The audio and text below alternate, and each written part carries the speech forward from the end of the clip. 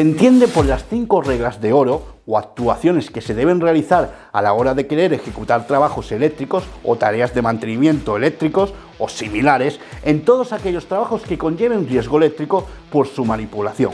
Las 5 reglas de oro para el electricista son: apertura de todas las fuentes de tensión, corte efectivo de todas las fuentes de tensión, enclavamiento, bloqueo y señalización de los aparatos de corte y posición de apertura, verificación de la ausencia de tensión, puesta a tierra y en cortocircuito, y la señalización de la zona de trabajo.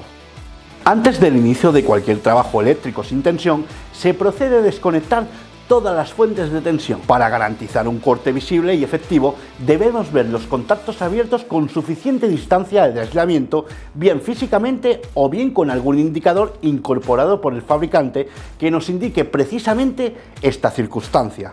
En el caso de aparatos cerrados, en los que no se puede comprobar a simple vista el corte, lo haremos mediante la máquina de diagnosis. El aislamiento eléctrico puede estar constituido por dieléctricos de vacío de aceite, hexafluoruro de azufre, nitrógeno u otras sustancias. Estos aparatos disponen de un sistema seguro para señalar las posiciones de apertura de una forma clara.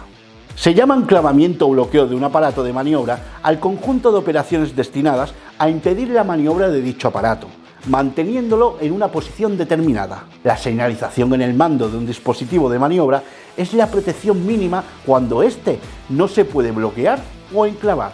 Existen diversos tipos de bloqueo. El bloqueo de maniobras a distancia, impidiendo la realización de maniobras desde los centros de control. El bloqueo eléctrico, mediante la apertura de circuito de accionamiento mediante fusibles, magnetotérmico o regletas seleccionables. El bloqueo neumático, cerrando la alimentación del aire comprimido de los aparatos de maniobras y vaciando los circuitos de alimentación de estos. El bloqueo mecánico, inmovilizando el mando del aparato mediante cadenas, pasadores, candados u otros elementos. El bloqueo físico, colocando entre las cuchillas del aparato de maniobra un elemento que imposibilita físicamente la unión de los contactores, que sería una pantalla aislante. La verificación de la ausencia de tensión consiste en realizar una serie de operaciones mediante aparatos adecuados para ello, para comprobar que no hay tensión en cada uno de los contactores de una instalación eléctrica. Es obligatorio la comprobación del correcto funcionamiento del detector antes y después de la verificación de la ausencia de tensión en un sistema de alto voltaje. Los equipos detectores deberán ser los adecuados para medir las tensiones y, por supuesto, disponer de un correcto mantenimiento preventivo que garantice el resultado de la medida. Es la operación que consiste en unir entre sí todas las fases de una instalación mediante un elemento conductor de sección adecuada para soportar la intensidad máxima de cortocircuito, que previamente ha sido conectado a tierra. Esta operación se realizará inmediatamente después de verificar la ausencia de tensión y mientras se realiza se tomarán las medidas necesarias como si la instalación estuviera en tensión.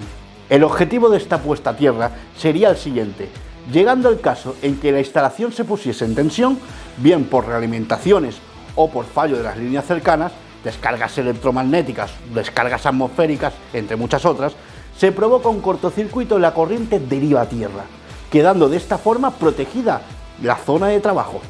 Es la señalización destinada a delimitar la zona de trabajo, aun siendo un trabajo sin tensión. Resultará necesaria cuando se precise realizar una separación entre la zona segura, donde se realizan las pruebas o los trabajos sin tensión, y la zona de proximidad, en la cual no se debe entrar salvo que se tomen las medidas correspondientes a los trabajos en proximidad, como lo puede hacer el HVT.